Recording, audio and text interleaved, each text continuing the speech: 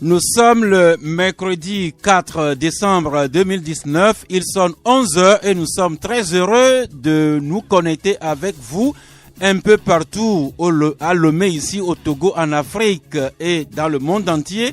Grâce aux techniciens qui nous accompagnent, ils sont encore en duo aujourd'hui. Don Piero Gado Suleiman à la console et Géraud Dakoucha pour la prise de l'émission aussi bien en image qu'en son. Bonjour, good morning, guten tag, les manes, mwen kozo, autant que vous êtes, vous avez le salut confraternel et amical du Club La Presse avec les invités, les confrères invités au studio. Abbas Issaka, bonjour.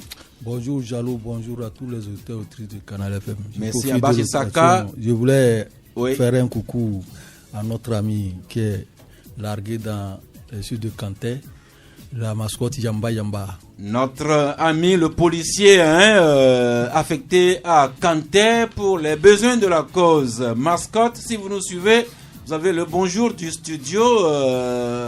Sylvestre Béni, bonjour.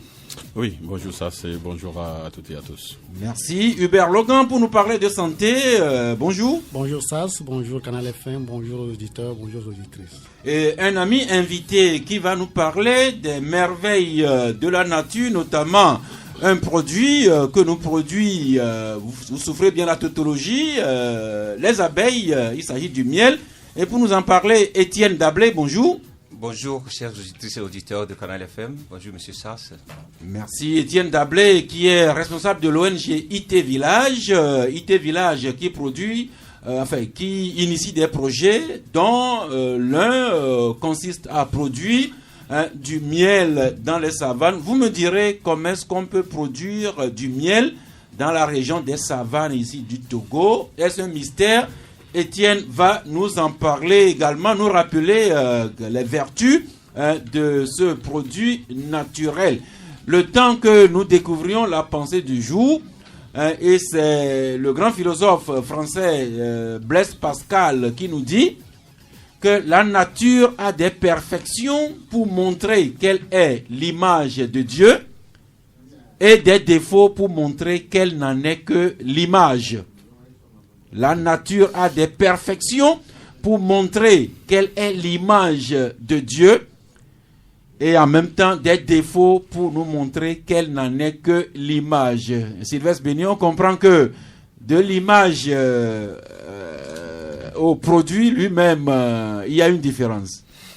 Oui, il doit nécessairement avoir une différence. Quand on parle de l'image de Dieu, c'est Dieu, quoi. Maintenant, les défauts pour montrer que c'est l'image, ça c'est notre nature pécheresse, si on peut le dire ainsi. Merci. Nous sommes à l'image de Dieu avec nos perfections, mais nous ne sommes que l'image de Dieu par les défauts que nous traînons avec nous malheureusement. Vieux constaté, vous rappelez, il y a 2 semaines, nous parlions du centre médico-social d'Aguenivé avec la rigole qui passe juste devant le centre de santé qui a éclaté et qui déversait les eaux nauséabondes qu'on était obligé de traverser avant d'accéder au centre médico-social. Eh bien, nous avons l'heureuse nouvelle, nous sommes passés là-bas lundi, le caniveau est asséché, l'eau nauséabonde a disparu. Peut-être que c'est parce que nous en avons parlé ici que ça a été répété, je ne sais pas trop, mais Sylvestre Béni, on prend acte. Oui, on prend acte, justement, je l'ai vu également je crois, il y a 2 jours, j'ai vu que tout est nickel là. Mm-hmm. Donc, je me suis également rappelé de l'émission que voilà, bon, peut-être qu'ils nous ont écoutés, ils l'ont fait. C'est ça, le patriotisme, le bon citoyen. Donc, si on le dit et que les gens le font, je crois que tout ça participe également et à l'essor donc du pays. Merci. Si c'est nous qui avons dit et qu'on nous a suivis et qu'on a asséché, on a assaini le caniveau là-bas, c'est bien. Mais il n'y a pas que le centre médico-social d'Agogneve. Il y a plein d'autres endroits ici, dans nos maisons, dans nos quartiers, en ville, qu'il faut assainir. L'occasion pour nous d'adresser un coucou à l'ANASAP, l'Agence nationale pour la salubrité publique, qui fait ce qu'elle peut. Et également, coucou au journal La Dépêche, qui nous rappelle que notre cadre de vie a un lien avec notre santé. C'est ce que les anciens ont dit depuis. Mens sana in corpore sano, une âme saine doit vivre dans un corps sain et un corps sain doit vivre dans un milieu sain. Abba Sissaka, on ne rappellera jamais ces exhortations. Oui, effectivement, parce que c'est même le leitmotiv d'une vie saine. Lorsqu'on veut se porter bien, on ne peut pas se permettre de vivre dans un environnement sale, plein de moustiques, plein de saleté, alors qu'on sait que les ordures, les tas d'immondices qui sont amoncelés peuvent vous donner différentes sortes de maladies, surtout la tuberculose et autres. Même vous allez voir des femmes dans des quartiers en train de vendre leur wachi ou bien des cons à côté même des tas d'immondices qui sont là, sans même ça. Et puis les gens viennent manger sans savoir qu'à côté, il y a des saletés et des choses peuvent même venir. C'est des intoxications même que nous donnons parce qu'on sait que ce que nous mangeons, qui nous donne la santé ou qui nous donne la maladie. Donc il faudrait qu'à chaque fois, et lorsqu'on dit qu'il y a tas d'immondices quelque part, ce n'est pas pour rien que le gouvernement a mis cette idée de faire tous les samedis, le premier samedi, le Togo propre. Donc il faudrait qu'on profite de cette situation, de ce Togo propre-là, pour rendre public les lieux sales, parce que ça dépend aussi de notre santé. Merci encore une fois, chapeau aux bonnes volontés qui ont asséché la rigole, le caniveau au niveau du CMS d'Agouenieve pour la propreté qu'il y a là-bas, avec l'espoir que ça va durer éternellement. Et également, il n'y a pas que là-bas, notre cadre de vie a un lien avec notre santé. C'est ce que nous rappelle la dépêche. Assainir autour de nous, nettoyer autour de nous. Et nous-mêmes, notre corps, nous devons être propres. Notre maison doit être propre. Santé et éducation n'a de cesse de nous le rappeler. Hubert Loga. Bien entendu. Et à propos, Pasteur, le père de la biologie, le dira autrement, que le milieu est tout. Le microbe n'est rien. C'est-à-dire le microbe pour lequel on a toujours eu peur, ce microbe nous trouve vie et nous trouve occasion de causer des problèmes que lorsque le milieu lui est favorable. Et donc, si notre cadre de vie est favorable au développement de microbes, notre cadre de vie est sale, on ne peut que vivre avec des maladies, on ne peut que développer des maladies.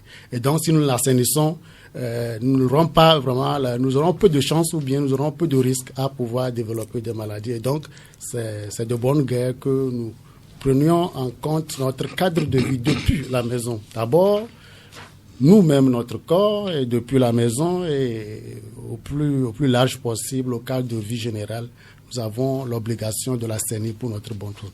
Merci. Et quelqu'un nous rappelle que notre corps doit être propre, notamment nos sous-vêtements, les chaussettes, pour ceux qui ont des mouchoirs, les soutiens-gorge pour les femmes. C'est des choses, bizarrement, c'est nos habits les plus intimes, mais il semble que des gens qui ne lavent pas toujours leurs chaussettes, leurs slips, leurs soutiens-gorge et les sous-vêtements, s'il y en a qui nous écoutent, eh bien, sachez que la propreté commence par là. Et tout comme la propreté doit également régner au bureau, le bureau, notamment ceux qui viennent au travail le matin et qui n'en repartent que le soir, Hubert Logan, vous nous rappelez que la sieste au bureau ne doit pas être tabou. Oui, la sieste ne doit pas être tabou, surtout pour le travailleur au bureau, parce que nous sommes tous d'accord que c'est très important la sieste pour la récupération du travailleur. Nous partons tôt le matin, nous revenons tard, nous avons une matinée d'activité, intense ou pas, dans tous les cas, l'organisme a besoin d'observer un repos à un moment donné au cours de la journée. La planification même des heures de journée et avec des heures de pause répond en réalité à ce besoin. Et donc, étant donné que dans la plupart des services, il n'y a pas un cadre de vie, il n'y a pas un système adressé ou bien préparé pour le repos des travailleurs, il ne faut pas que l'on soit gêné ou bien qu'il y ait un tabou autour du fait que quelqu'un puisse observer une pause de 15 à 30 minutes, peut-être à tête posée sur son bureau, justement pendant les heures de service, et pour pouvoir récupérer, parce que ce n'est plus à démontrer que la sieste est très importante pour la récupération et pour même la performance en matière de travail. D'autant plus que vous nous apprenez que la sieste, que des études ont montré les effets positifs de la sieste sur les fonctions cognitives. Et après une sieste, on est plus attentif, on est moins anxieux et la mémoire et la concentration sont au top. Bien entendu. Eh bien, ceux qui ont des oreilles et qui écoutent, qu'ils mettent en pratique. C'est très important. Nous avons besoin vraiment d'observer la sieste. Ce n'est pas facultatif. C'est pas facultatif. Il y en a qui disent qu'ils n'ont pas l'habitude de faire la sieste. Oui, bien sûr, mais c'est important d'observer ce temps pour pouvoir récupérer et pouvoir gagner en attention et en concentration. Merci. Et cette sieste-là, vous demandez seulement une quinzaine, une vingtaine, 2 minutes, une demi-heure tout au plus. Tout au plus comme cela. Et puis, parce que si vous en faites de trop, là finalement ce n'est plus la sieste et l'effet contraire se ressent encore sur l'individu et sur le travail qui est fait. Merci. Et si on dort bien la nuit, et si on fait de bonnes siestes, tout cela peut tonifier notre système immunitaire, mais le même système immunitaire qui peut s'affaiblir. Vous nous en parlez à la page 4, système immunitaire faible, quelles peuvent en être les causes? Oui, les causes possibles, il y a plusieurs causes possibles. Disons tout simplement que le système immunitaire, c'est cette barrière naturelle que dresse notre organisme contre tout ce qui peut être réaction négative, microbes ou maladies. Et donc, naturellement, notre corps est doté du système immunitaire pour pouvoir nous protéger et protéger notre organisme contre les maladies. En somme, on peut dire que si on était dans un pays, notre corps a un ministère de la Défense et c'est le système immunitaire. Bien sûr, on peut le schématiser de cette manière. Mais il peut arriver des fois que ce système immunitaire soit affaibli par certains éléments. Donc, il y a certains éléments qui peuvent menacer notre système immunitaire qui peuvent même le fragiliser. Alors, dans l'article, nous avons essayé de ressortir les éléments qui peuvent fragiliser, sinon menacer le système immunitaire et comment faire pour avoir un système immunitaire au point. Les avantages lorsque l'on a un système immunitaire au point et les conséquences lorsque le système immunitaire ne fonctionne pas bien. Alors justement, c'est ça qui doit nous inquiéter. Que se passe-t-il lorsque notre système immunitaire perd de son efficacité ou bien de sa vigilance? Lorsque notre système immunitaire perd de son efficacité, nous sommes sujets à des maladies. Nous sommes sujets à des maladies et nous sommes sujets à des problèmes de tout genre. Et il n'est pas possible pour un individu de vivre en bonne santé si le système immunitaire est faible. Et donc, il est très important pour tout individu de pouvoir observer un certain nombre de pratiques. D'abord, en matière de mode de vie, parce que il y a nos comportements qui agissent sur le système immunitaire et il y a certaines maladies aussi qui peuvent agir sur notre système immunitaire. Mais ce qui peut dépendre directement de notre personne, de notre mode de vie, nous avons obligation de nous rappeler que si nous sommes en bonne santé, c'est parce qu'il y a un organisme, parce qu'il y a un système qui est derrière et nous devons préserver ce système. L'exemple que tu viens de donner est très au point. Le ministère de la Défense ou bien le système de défense dans un pays qui est là, lorsqu'il y a une faille quelque part, le pays peut être atteint ou bien tout le système sécuritaire peut être atteint. Et donc c'est le même système. Rappelons-nous en tant qu'individus que nous avons un système que nous devons protéger à partir d'un mode de vie qui soit assaini. Notre immunité qui peut être affectée par des maladies, l'hérédité, l'âge et d'autres facteurs, mais ce qui peut dépendre de nous, nous avons le devoir de veiller à cela, notamment les mauvaises habitudes, la gloutonnerie, la beuverie, boire à l'excès, manger à l'excès, ne pas dormir suffisamment, ou bien se livrer à d'autres dégâts. Attention, on le paie d'autant plus que lorsque nous avançons en âge, notre ministère de la Défense perd quelques armes. Et pas seulement en âge, parce que souvent lorsqu'on est en forme, comme on le dit couramment, on oublie qu'il y a quelque chose qui nous amène à être en forme. Et donc on est en forme, on boit bien, on mange bien, on fait tout, mais sans perdre de vue que ce que nous faisons, parce que nous disons en forme, peut dégrader cette situation de bonne santé. Et donc, rappelons-nous toujours, et il est très important, lorsque nous gagnons en forme, de garder toujours la forme et d'observer un bon système immunitaire, parce qu'en cela, nous trouvons notre santé. Merci. Nous allons à présent à la page 5 pour aborder les effets de stress post-traumatique sur notre organisme.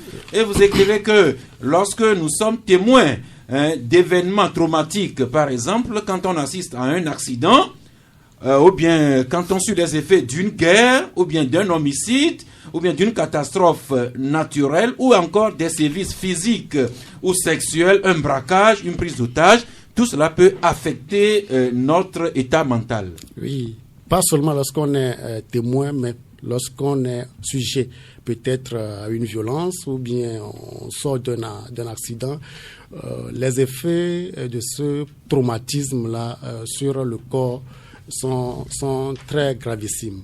Et donc, pour l'aborder, nous avons essayé d'approcher un spécialiste qui est revenu sur les symptômes ressentis par un individu qui a été témoin ou bien qui a été sujet d'un traumatisme.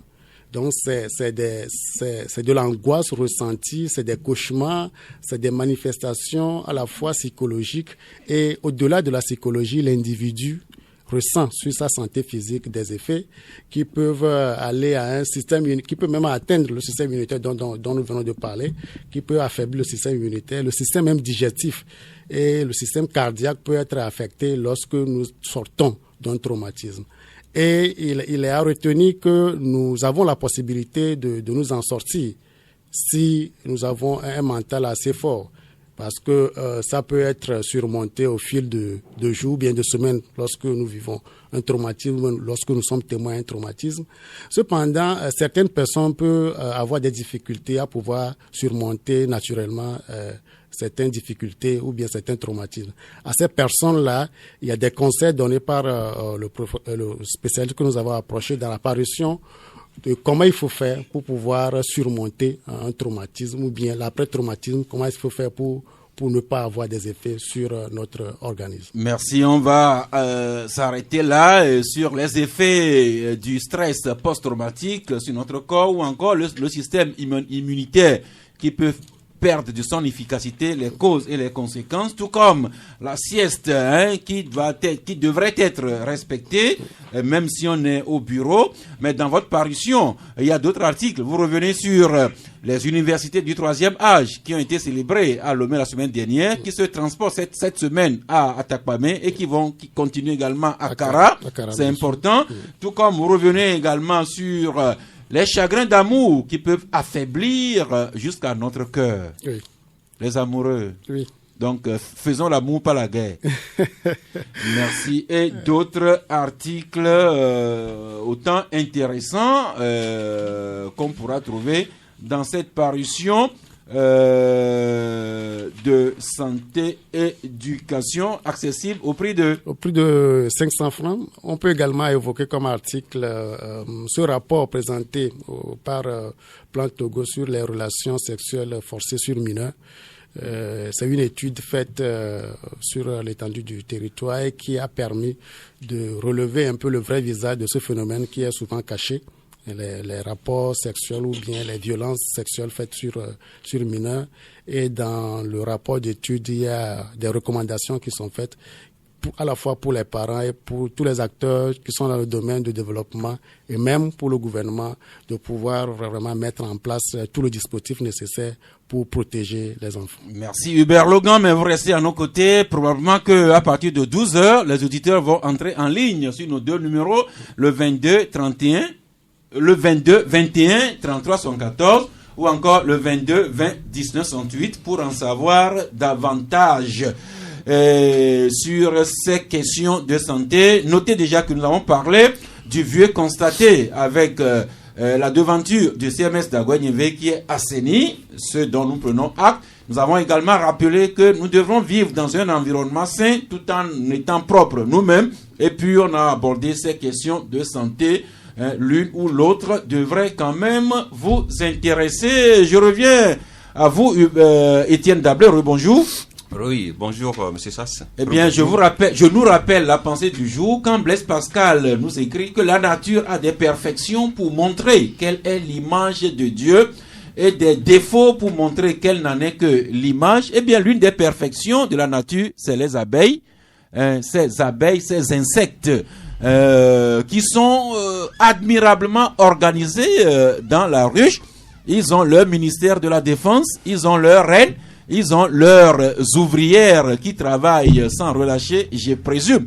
J'espère que les abeilles ouvrières trouvent le temps pour faire un peu la sieste. Mais les abeilles qui nous produisent surtout le miel. Alors, quand on dit miel, qu'est-ce que ça vous dit, vous qui produisez le miel dans la région des savanes? Oui, permettez-moi tout d'abord de saluer nos groupements d'apiculteurs dans la région des savanes avec qui nous travaillons. Pour ceux qui connaissent un peu la géographie de la région des savanes, depuis Fianga, Takmamba au nord de Gerinkuka, et en passant par Gando, Lanlanle, Kerekete, Bemba, Nagbeni, jusqu'à Djabdjoual, Bouljdjoual dans le Pendjal, pour revenir vers Nadjou, Kariata et Samnaba dans la préfecture de Senkansé. Donc je voudrais d'abord leur faire un clin d'œil.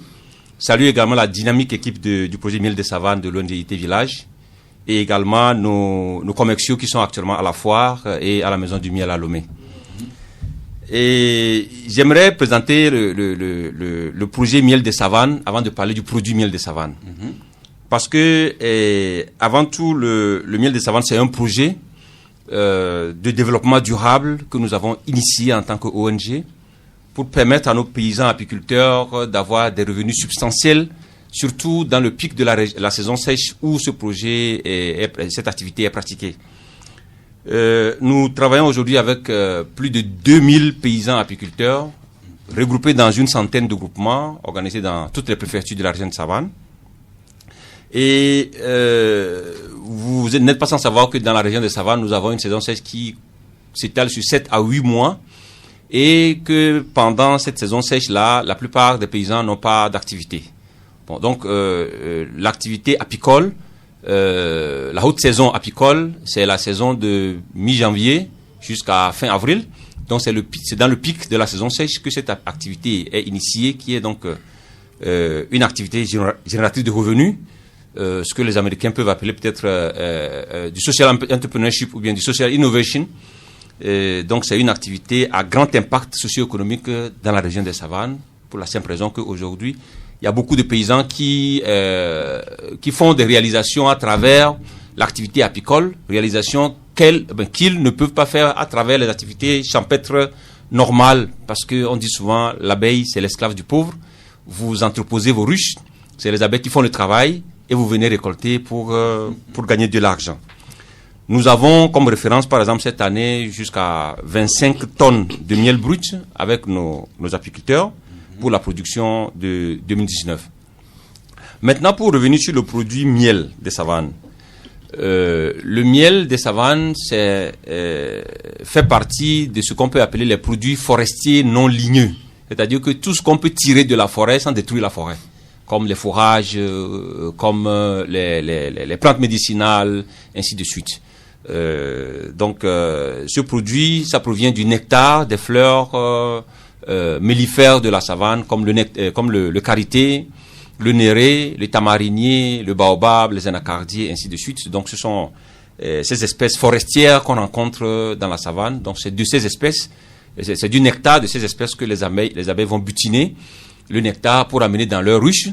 Et grâce à des techniques de ventilation et à d'ajout d'enzymes propres aux abeilles, que ce nectar est transformé au bout d'une période donnée en miel naturel. Le miel des savanes, il faut le dire, est plus que du miel. Et voilà, je vais le souligner. C'est plus que du miel parce que le miel des savanes contient du pollen.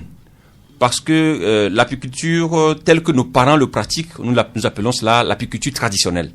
Donc l'apiculture traditionnelle parce que ça se pratique avec des ruches que nous appelons des ruches traditionnelles. Nous avons des ruches sous forme de jarres. Bon, ceux qui nous écoutent peuvent faire un tour à la foire Togo 2000 qui se déroule actuellement. Nous sommes au pavillon Oti.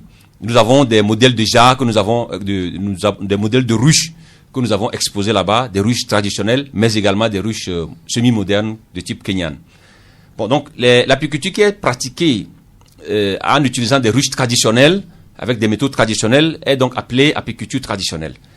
Et dans ces ruches traditionnelles-là, quand vous prenez un rayon d'abeilles, l'abeille met dans une partie du rayon du miel et dans l'autre partie du pollen. Parce que la configuration de la ruche traditionnelle ne permet pas à l'abeille de faire une structuration bien ordonnée dans sa ruche. Quand bien même les abeilles sont les espèces les plus organisées de notre humanité. Pourtant, par contre, quand vous prenez les ruches modernes, vous avez des cadres, enfin, vous avez une partie de la ruche où vit la reine avec les couvains, avec les petits, où les abeilles stockent donc du pollen pour nourrir leurs enfants, parce que le pollen est plus nourrissant que le miel. Et une autre partie de la ruche où les abeilles stockent le miel, où lorsque l'apiculteur veut récolter, il prend cette partie de la ruche pour récolter son miel. Je dis que le miel des savanes est plus que du miel parce que provenant de l'apiculture, étant un produit de l'apiculture traditionnelle, le miel des savanes, quand on passe donc le rayon du miel qui contient et du miel et du pollen, quand on passe ça à la presse, nous recueillons un mélange de miel et de pollen. Maintenant, nous passons ce mélange-là par différentes étapes de filtration pour réduire considérablement la teneur en pollen dans notre miel, pour la simple raison que beaucoup de consommateurs ne connaissent pas ce qu'on appelle le pollen. Donc quand ils voient un liquide mélangé miel et pollen, bon, ils rechignent parce que bon, ils se disent ça c'est quoi? C'est de la merde, ce n'est pas du miel. Il faut aussi préciser que malheureusement dans notre pays, il y en a qui sont plus ingénieux que les abeilles, qui font aussi le miel. Bon, vous savez de quoi je parle. Donc du coup, il y a un amalgame sur... Vous parlez de la contrefaçon, ça. Exactement. Voilà, je parle du fake. Donc pour pouvoir... toutes ces raisons font que si vous voyez du pollen dans notre miel, bon, certains disent que non, que c'est comme ceux qui font le miel eux-mêmes. Mais notre miel, ça provient des abeilles. Maintenant, je dis que c'est plus que du miel parce que en fait, c'est le pollen qui donne la force nutritionnelle et la force thérapeutique au miel. Ce n'est pas pour rien que les abeilles elles-mêmes, c'est ce pollen-là qui prennent pour nourrir leurs enfants. Parce que c'est plus nourrissant, en fait. Donc, si vous achetez du miel de savane, vous achetez un plus. C'est du miel. Nous avons et le miel et le pollen. Et un peu de pollen qui, en fait, est un plus pour le consommateur. Alors, donc, à part cela, est-ce que vous faites subir d'autres transformations à votre produit? Non, on ne se fait pas subir. La transformation dont je parle, bon, pour ceux qui connaissent Dapon, ou bien ceux qui auront l'occasion d'aller à Dapon, cherchez à visiter le campus de l'Institut Bonita House, qui est un centre de formation mixte, technique professionnelle et supérieure, où se trouve notre miellerie. La miellerie, c'est une salle où nous avons des équipements made in Germany, avec lesquels nous faisons la presse du miel, avec lesquels nous filtrons le miel, jusqu'à empoter le miel de façon semi-industrielle. Je précise que notre ONG IT Village a également des projets de cantine scolaire, où nous faisons manger un contingent de moins 2000 enfants, une fois par jour.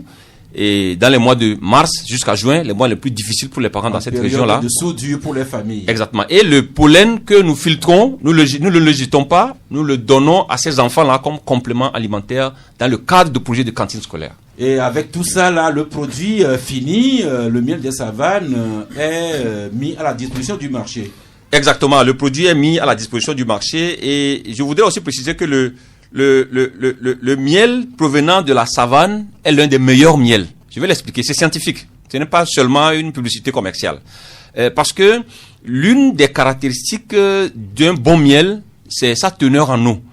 Nous avons fait analyser à maintes reprises notre miel par un laboratoire spécialisé en Allemagne, qu'on appelle Institut für Bienenkunde Celle, Institut d'apiculture de Celle à côté de Hanovre, qui a certifié que notre miel a une teneur de 16,2% d'eau.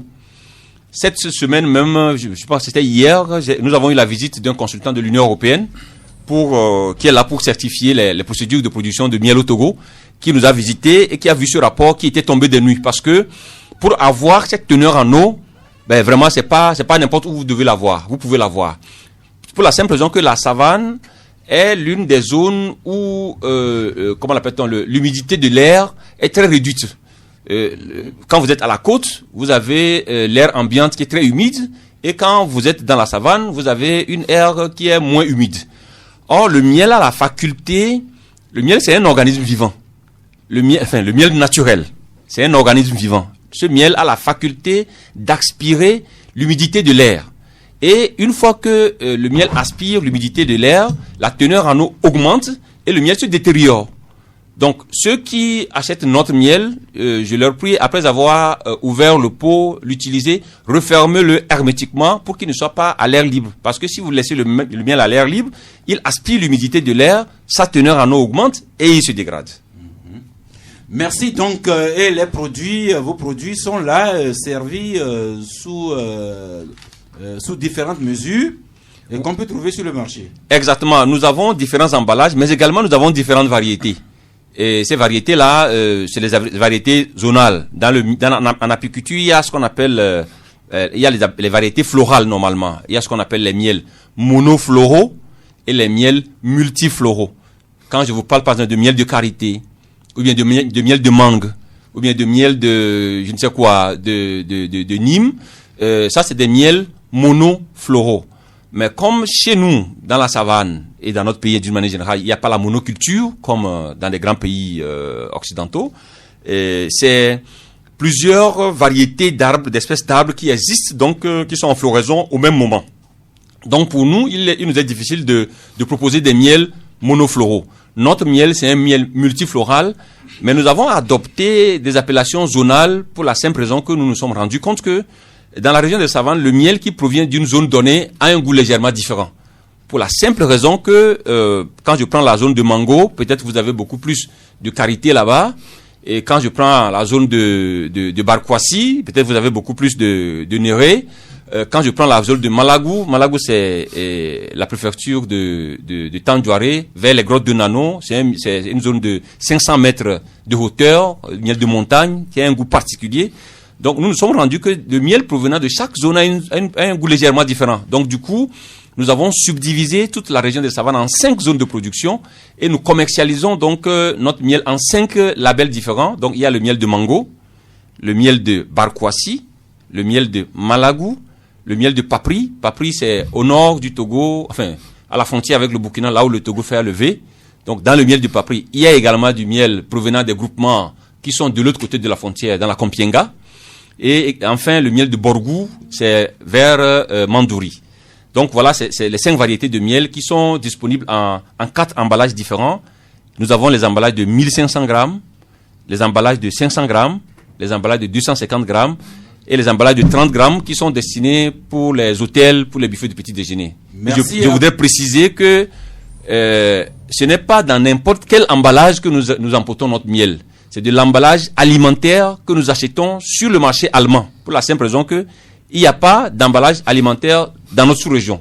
Donc, le miel est un produit 100% naturel, un produit alimentaire, ne doit pas être emballé dans du n'importe quoi. C'est pour ça que nous prenons toutes ces dispositions pour que ce produit qui est d'abord un produit naturel 100% soit disponible dans des conditions de sécurité alimentaire pour que le consommateur qui le consomme ait tout le profit que ce produit va lui procurer. Merci beaucoup Étienne Dablé qui nous parle du miel des savanes qu'on peut trouver vers Djidjolé à la maison Honig House, la maison du miel à côté de la pharmacie de Djidjolé. Si vous permettez, je voudrais ajouter un dernier mot. Et j'aimerais appeler les consommateurs, les auditeurs à consommer du miel des savanes pour 4 raisons. Le miel a 4 vertus essentielles.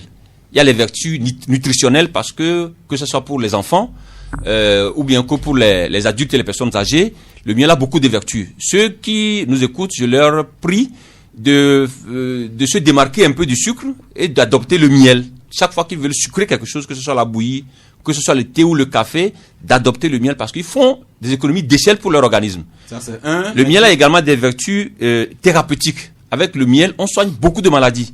Pas plus qu'il y a quelques semaines, j'ai reçu une vidéo provenant de CHU de Rouen en France où un médecin de chirurgie prend du miel pour traiter des blessures.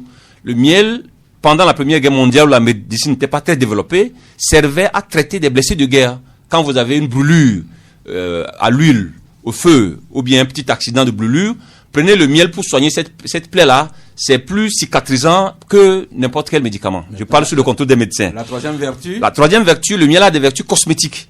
On peut prendre le miel pour faire des masques de beauté. On peut mélanger le miel avec du beurre de karité pour mettre dans les cheveux. Ça donne la douceur aux cheveux. Ça évite aux cheveux de se briser pour les femmes. Et enfin, le miel a des vertus spirituelles. Beaucoup de gens qui sont dans la spiritualité, que ce soit la spiritualité chrétiennes, musulmanes ou traditionnelles, ont besoin du miel naturel pour leur pratique.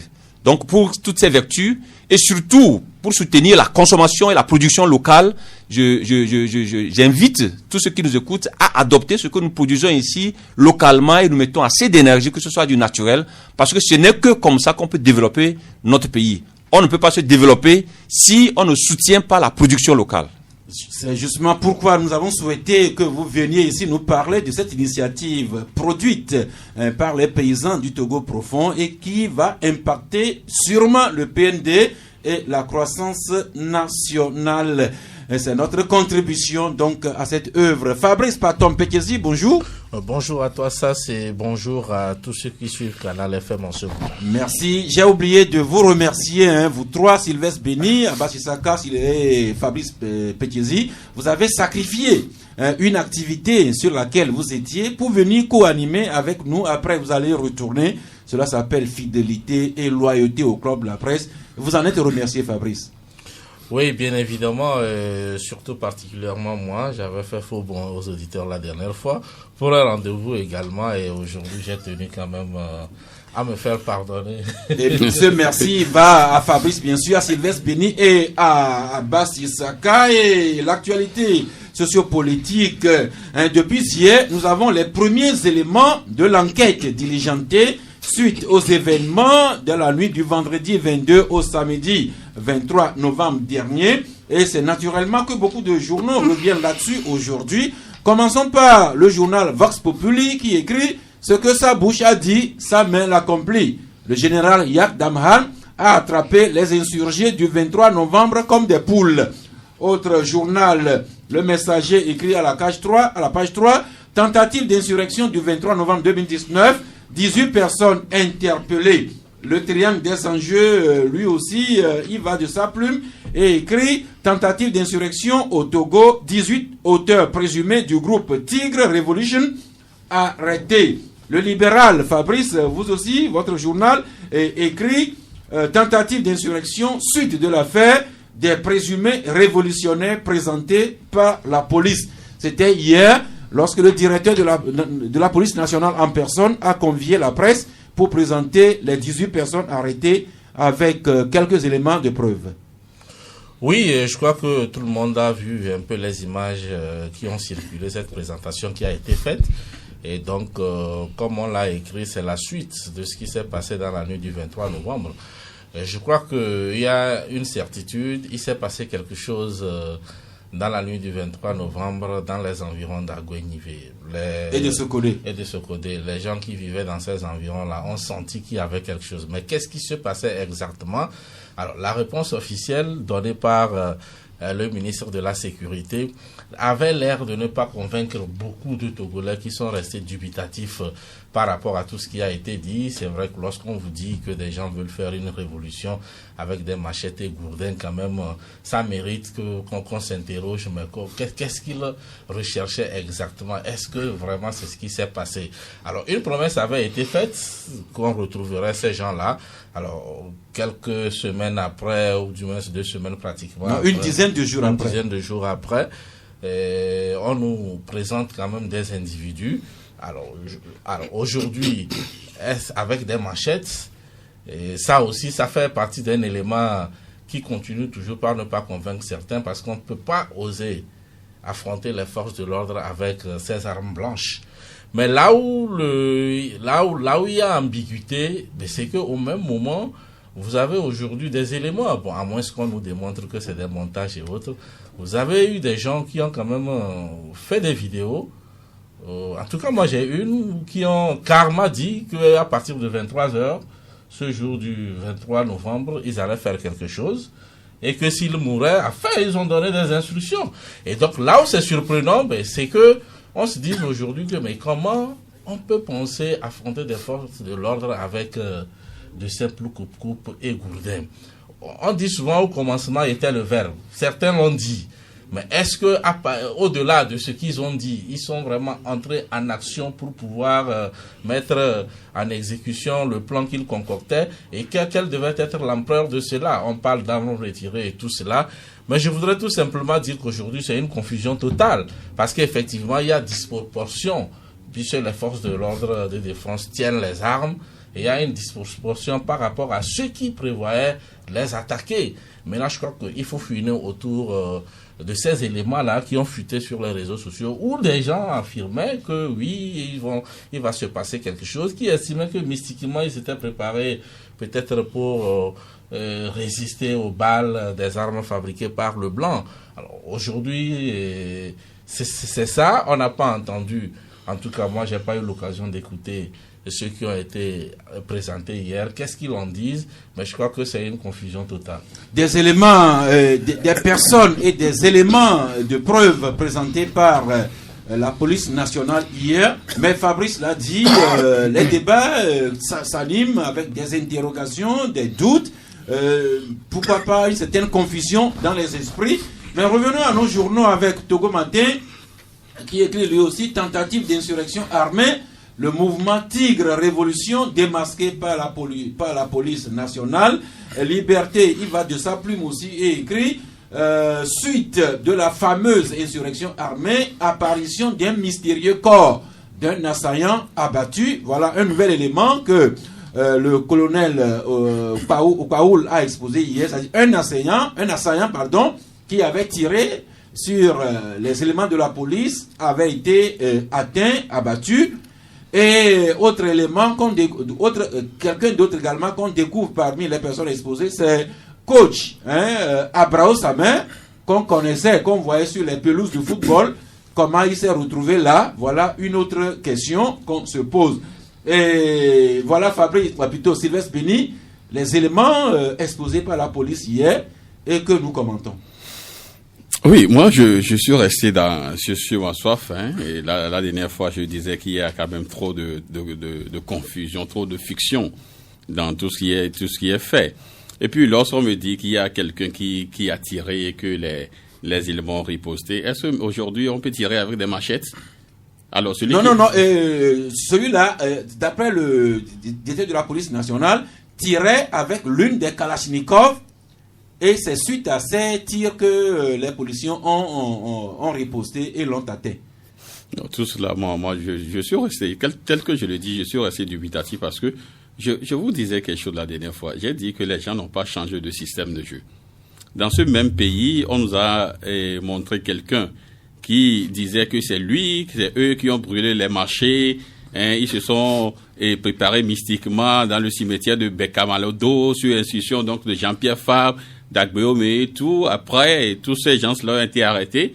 Mais c'est la même personne qui est revenue nous dire quelques années plus tard que la manière dont, c'est-à-dire les conditions dans lesquelles ils se trouvaient à l'époque, ils ne pouvaient pas déroger à ce qu'on lui disait, de faire. Ne soyez pas surpris que les 18 là qu'on nous montre aujourd'hui, que 2 ou 3 ans plus tard, qu'ils reviennent nous dire que les conditions dans lesquelles ils ont été arrêtés, ils ne pouvaient pas dire ce qu'on leur disait de faire.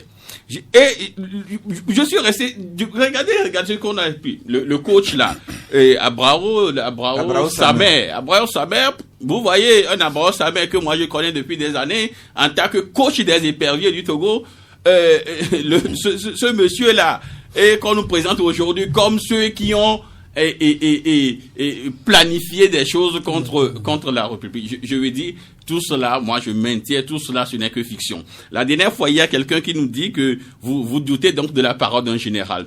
Je vous dis que avant les généraux que nous avons aujourd'hui, ces généraux-là, qui sont tous allés à l'école donc du général Yadema, et Yadema fut également un général. Mais au sorti de l'accord 4 de Lomé en juin 99, Yadema avait donné sa parole de militaire, qui ne va plus se représenter aux élections, aux prochaines élections, que ce soit son dernier mandat. Mais qu'est-ce qui s'est fait? En 2002, le même général a fait modifier la Constitution. Il est président à vie jusqu'à sa mort. Donc, aujourd'hui, tous ces généraux-là, qui nous avaient promis ciel et terre, qui nous ont donné leur parole de militaire, qui ne feront pas ci, qui ne feront pas ça, à un moment donné, ils se sont dédiés, ils ont ravalé leur salive. Donc, aujourd'hui, on ne peut pas croire à ces généraux. Merci. Les généraux, ils sont nombreux, ils font beaucoup de choses. Mais revenons donc aux suites de cet événement. Abbas Issaka, vous avez suivi les éléments exposés par la police nationale hier et les accusations vont de plus en plus directement vers le PNP parce que le directeur de la police a dit hier que ces 18 personnes ont été recrutées, formées aussi bien matériellement que mystiquement par les gens du PNP. Mais l'autre question, on se serait attendu à ce que la police nous montrât au moins une des armes également disparues, en plus de ces machettes dont certaines sont vraiment fatiguées, vieilles, et des bois. On se serait attendu à voir quand même que la police a pu mettre la main sur au moins l'une des armes AK-47 dans la nature. Oui, effectivement, parce que moi, quand j'ai appris qu'il y avait une conférence de presse, parce qu'on avait mis la main sur les présumés insurgés, parce que le ministre l'avait promis qu'il connaît ceux-là qui ont fait ça et qui seront poursuivis, et on les arrêtera. Et la dernière fois, avant-hier, lorsqu'on les présentait, moi je croyais, hier, j'avais cru au moins que ceux-là qu'on a arrêtés, on avait aussi pu avoir à mettre la main sur les armes, au moins une ou deux armes, pour présenter, au lieu de nous présenter les machettes. Parce que ces machettes, c'est ça qui nous préoccupe, qui fait croire à des gens qu'il y a trop de la confusion dans cette histoire. Depuis même la déclaration du ministre, la conférence du ministre le 23 novembre, jusqu'à ce jour, on aurait dit qu'aujourd'hui, voilà, nous avons pu mettre la main sur ceux-là qui ont voulu se faire une instruction et en même temps, voici les armes qu'ils ont prises. Au lieu de nous présenter les coupes-coupes et les machettes et des gris-gris, des amulettes que les gens portent, donc tout ceci-là porte toujours, contribue à faire de la confusion au sein de l'esprit des gens. Parce que moi, je me dis, tout ce qui se passe, on sait qu'il y a quelque chose qui s'est passé le 23 novembre dans la matinée. Mais du moment où on a mis la main sur les gens et qu'on dit que c'est eux les instigateurs, qu'on nous présente aussi les armes, parce qu'on a fouillé. J'ai dit que c'est la rançon même des descentes musclées dans les maisons, dans les domiciles des gens, puisque à Agoué, on est rentré dans les maisons des gens. À Soukodé, c'était la même chose. Et à la fin... Il y a un communiqué qui a circulé que ces perquisitions avaient été faites sur réquisition signé du procureur de la République. Bon, en fait, à la fin, on devait nous présenter aussi les armes, les vraies, qu'on a volées, qui les a pris, parce que le ministre a dit qu'il les connaît et qu'il va les poursuivre jusqu'à leur dernier retranchement. Mais quand on a retrouvé maintenant les coupes et autres, les machettes, on vient présenter les messieurs et le coach Abraham Samer, qu'on a présenté comme celui-là qui a très vite enterré son cousin. Selon les règles de la religion, on lui dit pourquoi il a vite enterré. C'est la raison pour laquelle il a été interpellé. Et on le retrouve parmi les insurgés qui devaient attendre. Les présumés insurgés. Donc, qui devaient attendre qu'on fasse les enquêtes d'abord avant de l'enterrer. Parce que lui, selon lui, c'est son cousin, il faudrait respecter les règles religieuses. Et il a fait, puisque dans la religion musulmane, on ne peut pas garder les corps comme ça. Et il a fait. Donc, on l'a vu maintenant parmi les présumés insurgés. On ne sait pas ce qui va se passer.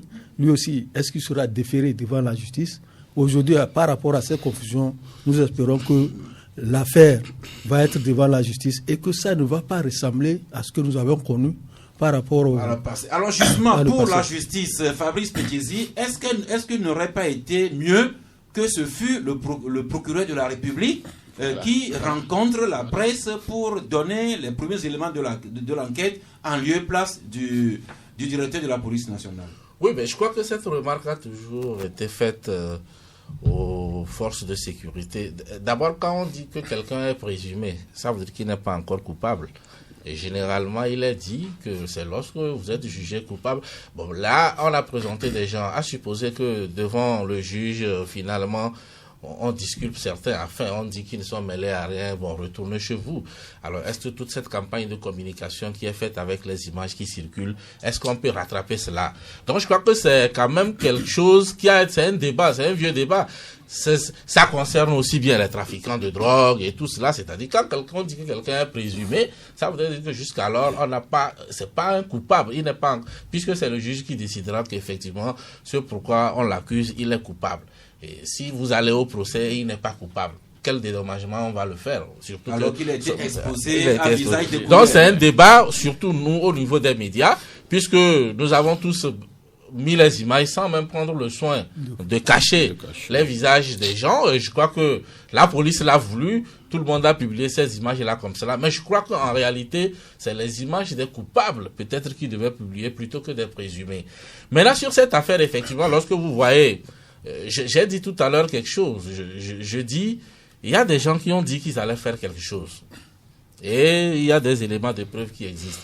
Et maintenant, entre ce qu'ils ont dit qu'ils vont faire et l'action sur le... Est-ce que c'était des paroles en l'air que finalement les forces de sécurité ont pris ça au sérieux et autres. Puis aujourd'hui, ce qui fait la confusion, c'est qu'on ne comprend pas comment quelqu'un peut se lever de sa maison et oser organiser une attaque contre des gens qui sont armés avec des coupes-coupes et des machettes. Ça ne se comprend pas. Donc, aujourd'hui, actuellement, il est question, on ne sait pas également quels sont les éléments que la police a exactement à son niveau. Moi, je crois que dans cette affaire, c'est normal de douter, mais ça devrait être un doute cartésien. Un doute qui permette de fouiner davantage pour voir exactement quels sont les tenants et les aboutissants de cette affaire. Mais conclure également que c'est une fiction comme cela, je crois que ce serait trop vite aller également en besogne, puisque dans tous les cas, il y a eu un fait au niveau d'Aguenivé à Sokodé. Maintenant, est-ce que le fait a été amplifié? Est-ce que ce que les gens ont dit, on a juste profité de ça pour pouvoir leur régler certains comptes, ou bien il y avait effectivement quelque part? Mais là où le bas blesse, c'est que les éléments des révolutionnaires qu'on brandit ne convainquent pas. Moi, j'ai un coupe-coupe chez moi. Tu en as également. En tout cas, en bon africain, tout le monde en a. Et donc, j'ai un coupe-coupe parce que j'ai un cocotier. De temps en temps, je cueille mes noix. Bien évidemment. Donc, tout le monde en a. Donc, dire qu'on veut faire une révolution avec ça. Mais les gens ont dit, quand même, comme je le dis, les gens ont dit que nous voulons faire, qu'à partir de 23h, vous allez voir ce qui va se passer. Maintenant, je reviens un peu sur le cas qu'a soulevé mon confrère Abbas par rapport à Brao Samer. Oui, la religion dit que quand la religion musulmane naturellement, qu'on ne perd pas du temps pour quelqu'un qui est décédé, il faut l'enterrer rapidement. Mais quand quelqu'un meurt par balle, je crois qu'à un moment donné, nous sommes dans une société où il faut faire attention. Parce que quand vous enterrez quelqu'un rapidement, quelqu'un qui est mort par balle, je crois qu'il se pose un problème. Est-ce que c'est vous qui avez tiré sur lui?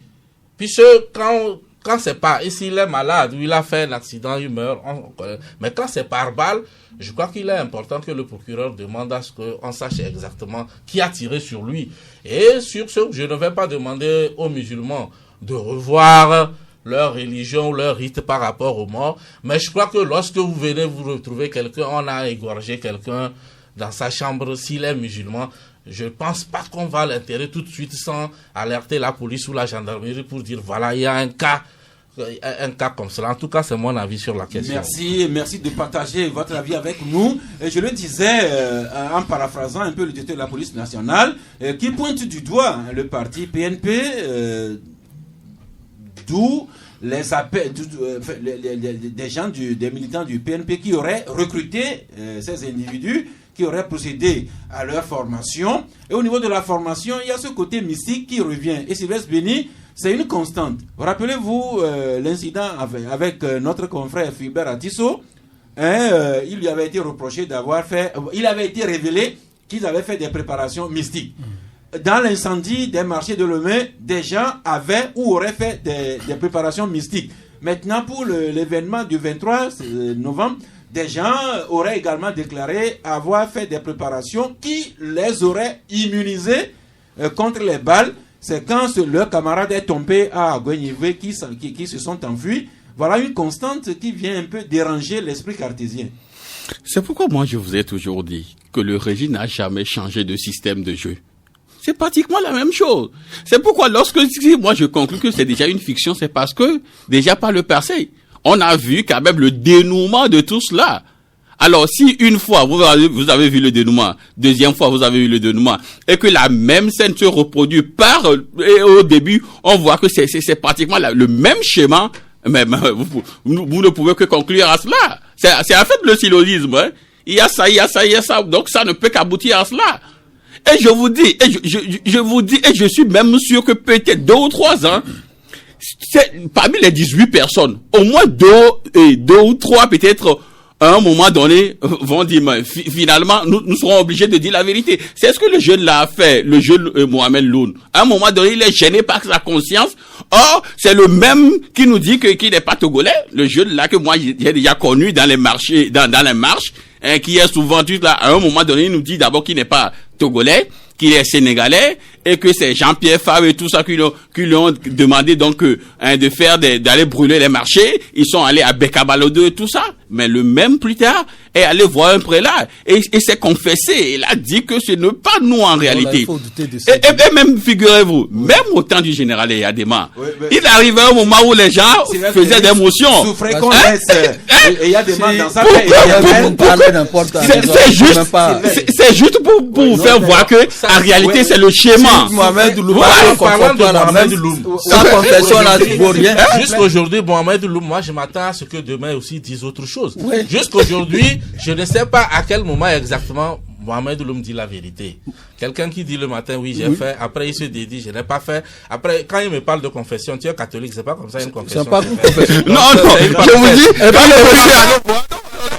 le monsieur allait voir un prélat, il s'est confessé, il s'est vidé. Il peut venir le lendemain. Il s'est vidé. Il est musulman, il va tiens après de se confesser. Je vous dis, il s'est vidé. Le monsieur s'est vidé de sa conscience. C'est pas vrai. On ne peut pas revenons aux questions. Fabrice a dit quelque chose que j'ai trouvé intéressant. Si nous doutons dans cette affaire, ça doit être des doutes cartésiens qui amènent le procureur de la République et toute la police à nous situer effectivement. Alors, hier, par exemple, le directeur de la police a dit que il y a une bonne volonté qui a ramassé l'une des Kalachnikov dans une rigole et le leur a rapporté. À se demander qui est cette personne-là, qu'est-ce qu'elle faisait là-bas et quelles sont les questions qu'on lui a posées quand il a ramassé la Kalachnikov pour le leur apporter. Et puis, d'autres choses aussi, quand l'épisode de la police à Agoué, quand les policiers ont tiré et qu'ils ont abattu l'un des camarades, mais pourquoi n'ont-ils pas poursuivi les autres qui s'enfuyaient et comment ils les ont-ils rattrapés après? Tout un ensemble de questions qui crée la confusion. Qui crée en nous un doute cartésien et sur lesquels nous souhaitons vivement que la police et la justice nous situent. Oui, c'est pour ça que je dis que en principe, tout ce qui se passe aujourd'hui est une bonne chose qui nous permet de réparer ce que les gens ont causé comme tort dans les années passées par rapport aux incendies et autres. Parce que ce doute-là, en principe, c'est le procureur de la République qui devait organiser cette conférence de presse. Puisque c'est lui qui a demandé, qui a envoyé des perquisitions, le mandat de perquisition pour qu'on perquisitionne les domiciles des gens. Quand c'est fini, c'est lui qui doit donner la conférence de presse. Voilà ce que la perquisition dans les domiciles a pu donner. Mais aujourd'hui, c'est le commissaire, le directeur général de la police nationale qui fait cette conférence de presse et qui sème encore le doute dans les esprits des gens. Le problème qui se pose actuellement, l'affaire devait être prise en compte totalement par la justice, étant donné que tout est arrivé du procureur de la République. Et tous ces doutes-là qu'on est en train de voir, ça peut les dissiper. Moi, je souhaite vivement qu'au moins cette affaire soit vite transmise au niveau de la justice et que le dossier s'ouvre, puisque les enquêtes ont déjà, je présume que les enquêtes ont déjà abouti à l'arrestation de certaines personnes. Et pour éviter qu'on ne parle pas de comédie ou bien de mise en scène, qu'on passe visiblement le plus rapidement possible à un jugement pour situer les uns les autres. Qui a fait quoi? Qui est responsable de quoi? Quels sont ceux qui sont les commanditaires? Et pourquoi telle personne a été tuée, et on a tiré sur telle personne, et les autres sujets, on ne les a pas poursuivis. Ça dit, tous les doutes qui ont entouré cette affaire pouvaient avoir... On ne peut pas, au niveau de la police, aujourd'hui dire que c'est présumé ou bien ceci, là, cela courait parce qu'ils ont vu qu'on a tiré sur l'un d'eux. Et comment se fait-il qu'on a tiré sur l'autre? Et comment se fait-il qu'on a enterré l'autre le plus rapidement possible, celui-là qu'on a tiré? Parce que dans la conférence du ministre de la Sécurité, la dernière fois, on n'avait pas parlé de ce monsieur-là.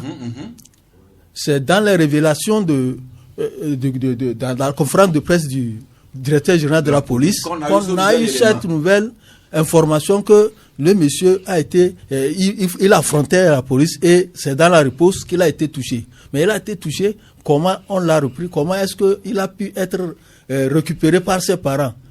Il a dit, le colonel disait que celui qui a été touché a été emporté par ses camarades dans une certaine passivité quand même de la police. Autre zone d'ombre à éclairer. Et puis également, le directeur de la police disait hier qu'ils étaient sur un pied de guerre, qu'ils étaient en posture de combat. Et quand un militaire parle comme ça veut dire qu'ils sont ouvertement en guerre.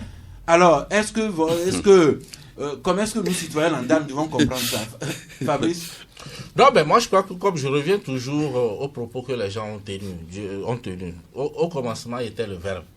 Et donc, c'est comme chez nous, on dit, quand un aveugle dit « je te jette une pierre », c'est qu'il s'est assuré qu'il a déjà mis le pied sur la pierre. Il revient à toi... D'autant plus que les armes sont encore dans la nature. Mais là, il revient à toi de prendre au sérieux sa menace ou pas. Mais en tant que force de sécurité, tu fais quoi? Même si vous le regardez, vous savez qu'il n'est capable de rien. Il fait, comme on dit chez nous, il fait la bouche. Mais il y en a qui prennent au sérieux, même les menaces des bébés. Oui. Qu'est-ce qu'il faut faire? Est-ce qu'il faut dire non, il n'est capable de rien? Et c'est pour cela, aujourd'hui, je dis, mais quand on menace comme cela, effectivement, quand vous écoutez les parents, vous avez l'impression que... Mais le pire, c'est le gars, l'audio que moi j'ai écouté, le gars dit, même vous pouvez même emprunter les armes à l'ambassade ici pour venir, ce qui va se passer aujourd'hui. Mais quand quelqu'un le dit, finalement, on se rend compte qu'en réalité, le gars n'avait rien.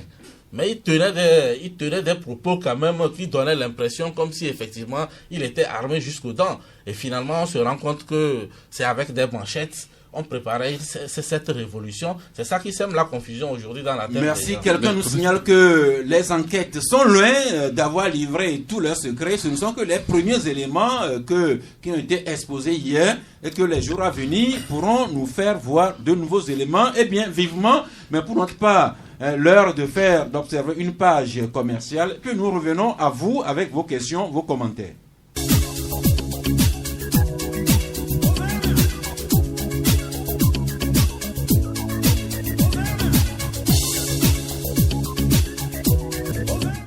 Eh bien, votre heure a sonné. Vous entrez en ligne sur les deux numéros 22 21 33 74 ou bien le 22 20 19 68. Les suites de l'enquête suite aux événements du 23 novembre, mais sûrement des questions de santé, pourquoi pas les miels de nos savanes, question de salubrité, la bonne hygiène dans nos milieux également. Le premier auditeur déjà en ligne. Bonjour. Oui, bonjour, monsieur Sass. Oui, c'est monsieur Sandro. Sandro. Oui. Eh bien, nous vous écoutons. Oui, bonjour le plateau. Bonjour à vous aussi. Bon, concernant l'affaire de l'insurrection du 23, là. Oui. Bon, pour les premiers éléments, bon, je pense que la police a fait de son mieux pour nous montrer quand même les premiers indices de l'enquête. Bon, la suite, c'est que faut pas que les investigations se poursuivent seulement dans un seul sens.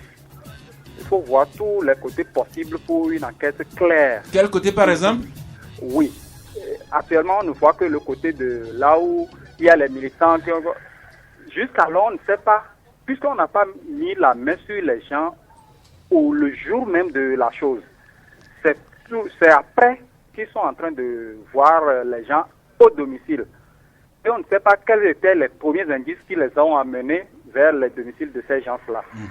Donc, nous conseillons la police à poursuivre bien les enquêtes pour nous montrer les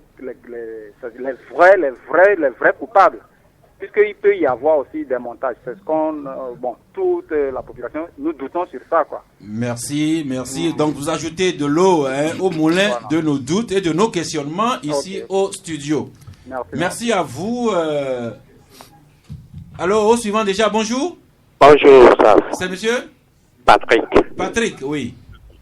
C'est par rapport à Mohamed Ouloum et puis ce qui s'est passé le 23 novembre.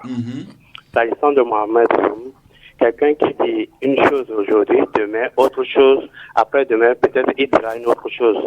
Moi je dirais que c'est un faux problème, donc il ne faudrait pas que l'opinion prenne en compte ce qu'il a dit. Donc que l'opinion sache que c'est quelqu'un qui ne peut pas être, qui n'est pas clair. Bon, s'agissant du 23... mais Patrick, peut-être, mais vous savez, dans une enquête, aucun élément n'est à négliger quand même. On ne refuse pas. Mais sachez-le que ce n'est pas... Comment il peut savoir... C'est votre avis, vous l'avez dit. Allez au point suivant, s'il vous plaît. Ok. Bon, s'agissant du 23, ce qui s'était passé tout récemment, et bon, tout à fait, moi je suis d'accord. Moi je suis pour ce que la police, l'enquête que la police a menée, moi je suis partant. Mais seulement ce que j'ai regretté, en réalité, lorsqu'ils ont eu quelques indices avant l'événement, ils devraient se préparer à temps pour contre-attaquer. Mais à partir du moment où ils ont laissé qu'on puisse au moins qu'une personne perde sa vie, c'est une erreur. Donc, il fallait prévenir, ayant toutes les indices possibles, il fallait prévenir. Mais je suis d'avis de leurs enquêtes, de ce qui se passe. Quand il y a une analyse, tu vas analyser et savoir ce qui se passe dans le monde. Merci à vous, Patrick. Justement, Fabrice, vous disiez ces éléments qui circulaient et qui étaient à la connaissance de la police, des forces de sécurité. Comment est-ce que, disposant de ces éléments, de ces informations, ils se sont laissés surprendre dans la nuit du 22 au 23 novembre? Oui, bon, on peut dire que ça ressemble un peu à l'entrée en guerre des États-Unis. Pendant la Deuxième Guerre mondiale, vous vous souvenez, avec l'attaque de Pearl Harbor, on nous dit que le capitaine savait que ça devait se passer, mais laissez faire pour que nous trouvions... Enfin, un motif pour entrer en guerre. Alors, est-ce que c'est ça? Mais bon, je me dis que avec nos services de renseignement, excusez-moi la tautologie, bien renseignés, cet élément-là, en réalité, on peut se douter mais comment ça a pu échapper jusqu'à ce que... À leur vigilance. Merci. Sylvain Agbaï en ligne, bonjour. Allô, Sylvain Agbaï. Notre ami ne nous écoute plus, ou bien il a dû partir, et bien il reviendra sûrement. Donc nous en sommes encore au questionnement, mais je rappelle que nous n'avons pas parlé aujourd'hui que de ces événements du 23 novembre.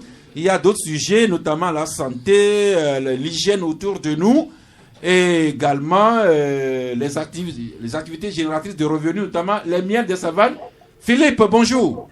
Bonjour, M. Sass. Oui. Bonjour, le plateau. Oui. C'est par rapport à la sortie de la police hier. Effectivement, c'est le rapport que nous donne la police. Je trouve un peu quand même faible notre presse également parce qu'il faut de moyens. Sinon, c'est dans ces choses pareilles, c'est la presse qui allait nous dire la vérité. Parce que vous aussi, vous devrez pousser des enquêtes. Parce que tout ce que vous ne faites qu'analyser, c'est les analyses de ce que les gens ont dit. Qu'est-ce que vous-même, vous avez constaté par vos enquêtes? C'est là que je profite pour demander vraiment au gouvernement de financer la presse pour pouvoir vous aider à faire ces enquêtes-là. Merci, salut le grand frère de la savane. Ça dit Étienne Dablé. Eh bien, il vous répond par la tête. Merci de jouer à notre avocat, l'avocat de la presse. Abonné en ligne, bonjour. Oui, monsieur Sass, bonjour. Oui. Une doléance sur la ligne. Il semble que lorsque vous recevez les auditeurs, il y a des dérangements sur la ligne. Donc, que le technicien veuille à ce que si la ligne ne fonctionne pas, qu'on puisse virer sur notre ligne. Merci, c'est noté. Merci beaucoup. Maintenant, par rapport à l'émission, moi, j'aimerais intervenir sur l'insurrection. Lorsqu'on a des informations claires et on sent que les gens viendront attaquer la République, comment peut-on aller en pause? Parce que j'ai écouté ça dans les livres du directeur de la police. Comment peut-on aller en pause et devant cette information-là? Deuxième chose, quand on dit une insurrection armée, l'insurrection même veut dire se révolter ou bien s'insurger, se soulever. Et on a utilisé armée. Où sont parties les armes dont on parle? Une insurrection peut être à main vide. Mais quand on parle d'insurrection armée, pour qu'on nous montre les machettes, les coupes, les trucs d'artistique et autres là. Merci. Merci. Les armes exposées jusqu'à ce jour, c'est les machettes, les gourdins, les gris-gris, les amulettes. Peut-être que lorsqu'on aura mis la main sur d'autres armes, on nous les montrera, que ce soit la presse qui les trouve ou bien... ça s'appelle arme blanche. Merci beaucoup. Au suivant déjà, Kokou, bonjour. Bonjour, monsieur Sass. Oui. Je salue le plateau. Nous vous saluons aussi. Moi, je veux seulement parler du miel. Je vais demander à notre ami une sorte de miel de savane, que ce soit le miel de savane ou le miel de tout bord. Nous avons du miel sur le terrain de Dieu. Quel mécanisme peut nous dire par lesquels nous pouvons procéder pour reconnaître du vrai miel? Merci. Étienne Dablé, comment reconnaître la bonne graine de livret? Oui, merci pour la question. Et il y a différentes méthodes. Une seconde, votre micro ne marche pas encore. Oui, allez-y. Oui, il y a différentes méthodes pour reconnaître le vrai miel. Il y a des méthodes que je peux appeler empiriques et des méthodes scientifiques. Je suis beaucoup plus pour la méthode scientifique parce que quand on parle des méthodes empiriques, bon, chacun y va de son chemin. D'aucuns disent voilà, il y a une dame qui m'a fait une démonstration la dernière fois. Quand vous mettez une goutte de miel dans un plat, vous versez un peu de l'eau dessus, vous remuez dans un sens, seulement dans un sens, et ça doit former une cellule d'abeille. D'autres disent quand vous brûlez, quand vous approchez une bûchette d'allumettes, ça doit prendre feu, ainsi de suite. Bon, il y a beaucoup de choses qui sont des méthodes empiriques, mais moi je suis beaucoup plus pour la méthode scientifique. La méthode scientifique consiste à amener ce miel-là dans un laboratoire pour que le laboratoire l'analyse et vous dise si c'est du vrai ou du faux. Je vais vous faire une petite confidence. Il y a une pharmacie à Lomé, je ne vais pas appeler le nom, qui m'a envoyé des félicitations à travers notre commercial, que la pharmacienne a pris sur elle le soin d'analyser tous les miels qui sont dans son rayon.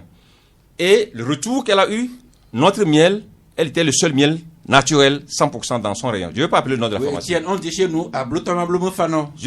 La vendeuse de Ablo, son Ablo est toujours chaud. Mais la question, est-ce qu'il y a des laboratoires ici à Lomé où on peut faire authentifier nos miels? Je crois qu'au niveau de l'ITRA, ou bien de l'ICAT, ça doit être l'ITRA, et peut-être au niveau de l'Esteba, ou bien l'Essiba qui est devenu, c'est l'Essiba, non?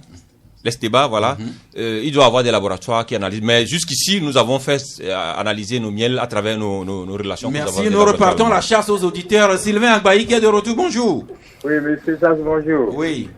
Et pour le monsieur du miel là, je voudrais lui demander, on dit souvent tout ce qui a subi une transformation n'est plus naturel. Et comment se fait-il que, bon, avant nous, quand on va à la chasse des petits souris là, on trouve les nids des abeilles et puis on les déniche et puis c'est naturel. Mais cette fois-ci, vu que ça passe par des machines et puis ça a subi une transformation. Merci Sylvain, il va vous répondre. Etienne, notez la question. Oui. Et si on a mis la main sur 18 personnes et on n'a pas trouvé nos Kalachnikov, il y a un petit problème ici. 18 personnes. Et il y a un qu'on surnomme Didier de Didier. Le plus fort, mais on n'a pas trouvé les Kalachnikov. Là, ça faisait un peu le ridicule. Merci. Si, Étienne va répondre à votre question. Est-ce que le miel transformé reste toujours naturel? On va y répondre, mais nous recevons en même temps Johannes. Bonjour. Bonjour, monsieur Sass. Bonjour à tout le plateau. Alors, j'ai vraiment apprécié les questionnements que vous-même vous avez eu sur lesquels vous avez eu à vous interroger sur l'affaire de l'insurrection. Et j'ai vraiment apprécié. Je ne trouvais réellement plus de raisons d'appeler. Mais en suivant les questions que j'ai appelées, j'ai deux petites questions. Et plutôt une petite question. Est-ce que vous pouvez rester tranquille pour que nous vous suivions en bonnes conditions? Non, je suis sur place. Concernant Mohamed Loum, moi je m'étonne qu'on dise que après que le monsieur ait changé de version, qu'on ne veut plus prendre en compte ce qu'il dit. Si dans une enquête, comme vous avez eu à le dire, il n'y a rien de définitif. C'est dans une enquête criminelle ou policière. Alors, il y a beaucoup de, vous faites beaucoup de mouvements avec votre téléphone. Non, je pense que c'est le vent qui est dans la zone. C'est le vent qui souffle assez fort. Ok, allez-y. Bon, ce que le monsieur a dit en première position, on l'a pris en compte.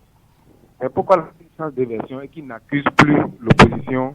Du coup, on ne veut plus prendre ça en compte. Mais ce qu'il avait dit au premier abord, on veut garder ça, on préfère prendre ça en compte. C'est juste mon interrogation. Merci, l'ami Johannes.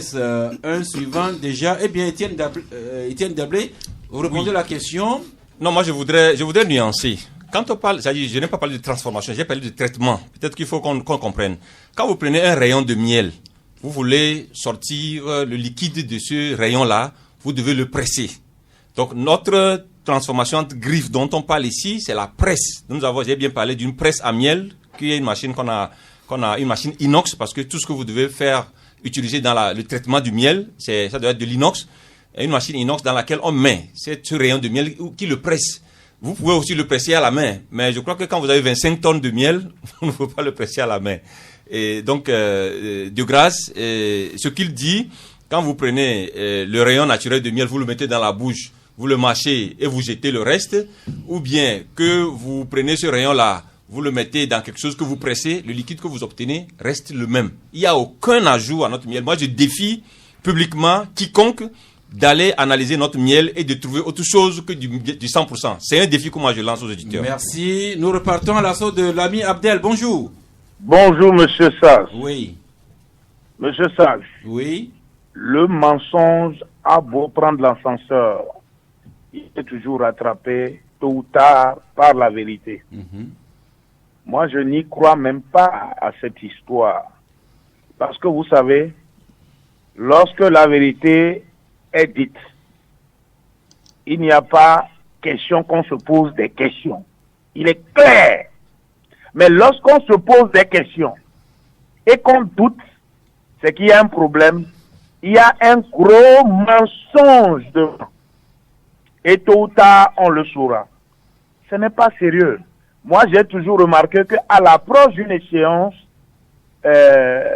présidentielle, que ce soit électorat présidentiel ou il y a toujours quelque chose qui est créé pour attirer l'attention des gens de l'autre côté et oublier les élections pour que d'autres prennent de l'avance. C'est diabolique. C'est diabolique. Est-ce que vous, M. Sage, vous trouvez normal que le ministre Yak fasse sa conférence de presse et oublie de nous signifier que il y a eu de l'autre côté un décès. Et c'est après, lorsque le directeur de la gendarmerie sort pour dire qu'il y a eu un décès de l'autre côté. Mais ce n'est pas sérieux. Pour leur propre image, dignité, démissionnez, je vous en prie. Merci. Il était de la... Démissionnez pour votre propre image. Un jour, vous passerez dans ce pays, personne ne vous donnera même un petit intérêt. Ce n'est pas possible. Merci Abdel. Ce n'est pas possible. Abdel, s'il vous plaît, toujours de la courtoisie, des égards pour les personnes dont nous parlons. C'est votre droit de douter des éléments qu'il nous donne, mais de là à ce que vous dites, c'est autre chose. L'auditeur suivant déjà en ligne, bonjour. Et ça, bonjour. Oui, j'aimerais intervenir sur les services d'hygiène. Je me demande s'il y a les services d'hygiène au Togo. Parce que ça d'autres choses là-bas. Si encore... Dans les maisons, dans les quartiers, dans les marchés, vous allez constater qu'il n'y a pas de signes de services d'hygiène. Ça doit trop. Hein? Quand on était enfant, il y a des services d'hygiène qui dans les maisons, dans les BT, comptoirs, vous regardez dans les marchés, ils allaient déjà. Maintenant, c'est du cafouillage, à mon avis. Maintenant, là. Merci. Et l'homme du miel, là, son niveau, c'est quoi? C'est ce que j'aimerais savoir. C'est toute ma question.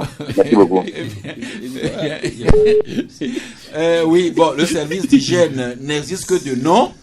Déjà, quand vous allez dans les locaux, ça ne pas la mine. Ils n'ont pas de moyens. Ils n'ont plus de personnel, ils n'ont plus de moyens. Eh bien, que chacun devienne son service. Mais c'est l'occasion pour les nouveaux maires là de mieux cerner donc leur zone et de trouver des formules pour que ces immondices là soient levés. Merci. Il y a déjà vers la Guagneve, il y a un maire qui a commencé à recenser les réserves occupées. Peut-être que bientôt on en saura plus.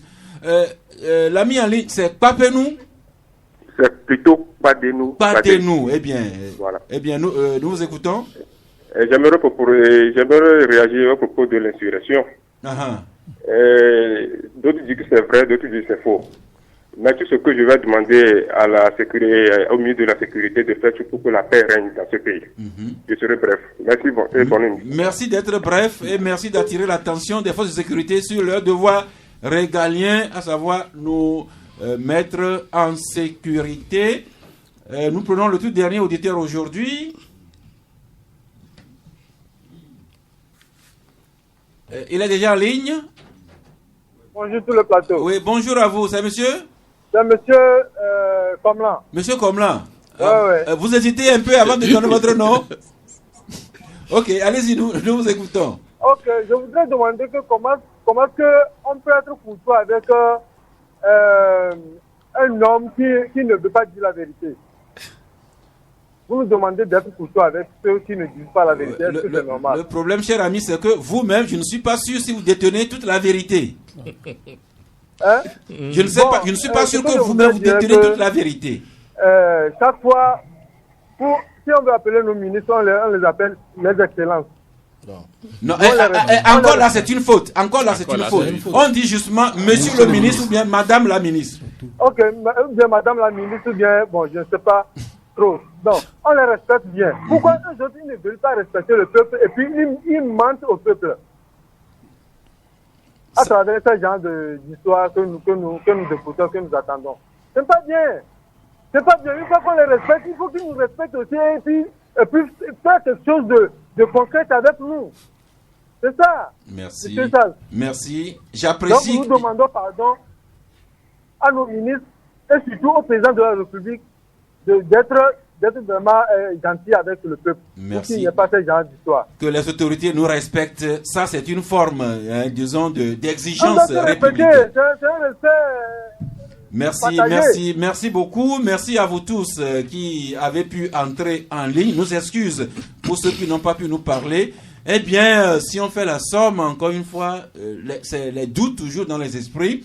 Vous avez écouté des gens qui disent carrément que les autorités mentent, que cette histoire-là n'aurait été montée que de toutes pièces, alors qu'il y a quand même des éléments qu'il ne faut pas négliger, ces informations, ces WhatsApp, qui circulaient. Eh bien, Fabrice, c'est vraiment exhorter les forces de défense et de sécurité, la justice, à poursuivre les investigations pour vraiment nous situer.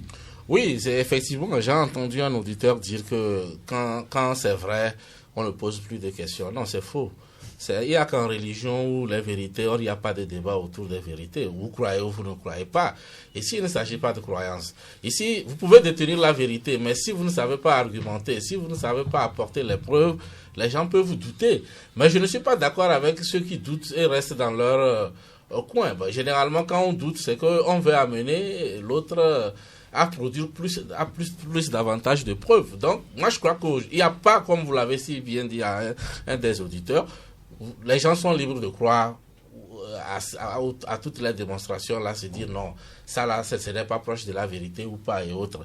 Mais bon, dire que c'est du mensonge total également, sans dire. Sur la question de celui qui est mort, je crois que là, il a dit que c'est un mensonge, mais l'argument qu'il apporte aussi ne tient pas la route. Il y a eu des tirs, quelqu'un a eu une balle, le corps ne s'est pas retrouvé au sol. C'est pas dit que lorsqu'on tire sur vous, vous mourrez sur le champ. On peut vous emporter ou alors vous pouvez fuir et aller mourir ailleurs. Donc ça, c'est pas un élément de preuve également qui convainc pour dire que bon, ce qui a été dit est faux ou vrai. Mais moi, ce que je dis, effectivement, il y a des éléments dans tout ce qui a été dit qui clochent. Et donc maintenant, on veut savoir davantage. Et il faut que chacun... Dans une enquête, aucun élément n'est à négliger. On peut douter, mais que ce soit un doute cartésien, qui nous amène à la vérité.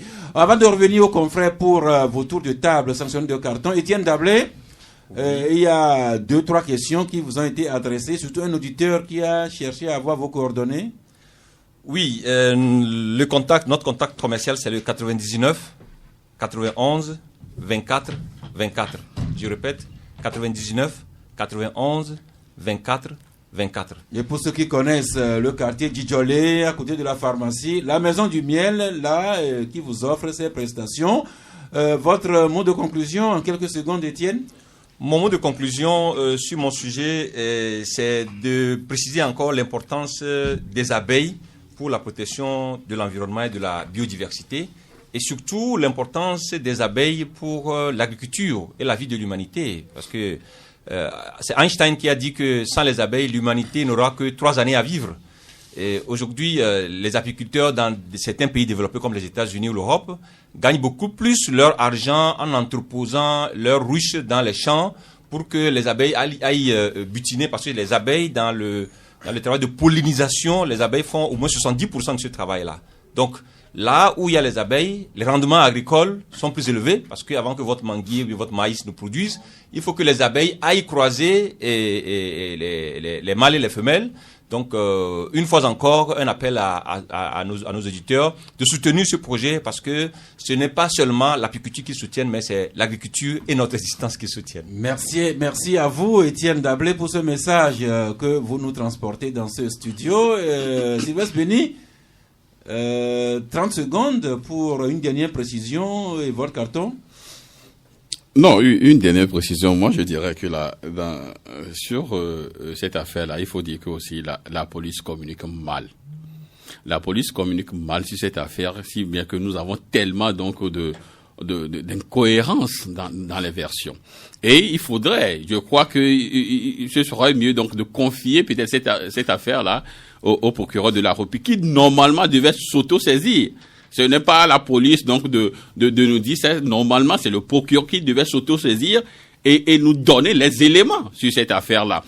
Et de l'autre chose, c'est que ce que je dois dire, c'est que si vous prenez cette affaire-là de manière isolée, vous ne pourrez rien comprendre. Prenez la succession des événements, ce qu'on nous a toujours servi dans ce pays. Prenez ça de manière collégiale, vous aurez la réponse. Ça, moi, je peux jamais croire à cela. Ça, vous l'avez dit. Maintenant, votre carton? Non, je crois aujourd'hui, j'ai pas de carton. Merci de passer. Abbas Issaka.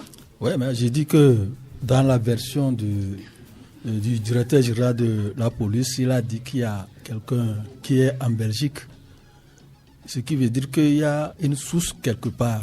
Et je pense que les enquêtes vont se poursuivre jusque-là et même profiter de cela pour saisir l'Interpol pour que ce monsieur puisse venir répondre. D'autant plus que les 10 personnes ont été arrêtées à Lomé, à Sokodé, et même un a été arrêté depuis Sogankopé au Ghana, sûrement avec la collaboration des forces de sécurité du Ghana. Votre carton? Oui, mon carton il est vert. Et il va à qui? Il va à Dr Kodom, qui en moins d'une soirée Togo Impact a pu avoir 3 prix. Lui seul, oui. Il est gourmand. Il est gourmand. Donc ça dépend de ses œuvres humanitaires. Merci. Fabrice Pétiesi. Oui, d'abord, je voulais dire qu'il y a un auditeur qui a dit quelque chose d'important. Il dit, oui, on a interpellé 18 personnes, mais jusqu'alors, on n'a pas les armes qui ont été emportées. Et dans cette affaire, généralement, ce que moi je demande à la police, aux enquêteurs, c'est de faire tout pour ne pas emballer des innocents. Merci. C'est de faire tout pour ne pas emballer des innocents. Merci. Maintenant, mon carton, oui. J'adresse un carton vert au personnel de la mairie qui est à Doumassessé. Je ne sais pas si c'est Golf 2 ou... Le maire de Doumassessé, vous avez un carton vert. Golf 3. Alors, oui, je vais donner la raison. Oui, la raison. C'est pas un carton tiré des cheveux. La raison, c'est que j'ai fait un constat qui m'a plu, c'est de me rendre compte que les légalisations se font en 4 heures. Alors qu'il y a quelques temps, ça se faisait pratiquement en 48 heures. La célérité des services qui vaut carton vert à la mairie. Golf 3, Hubert Logan. Je n'ai pas de carton. Merci, c'est fini pour aujourd'hui, mais nous nous retrouvons demain jeudi à 11h si Dieu le veut et Dieu le voudra bien.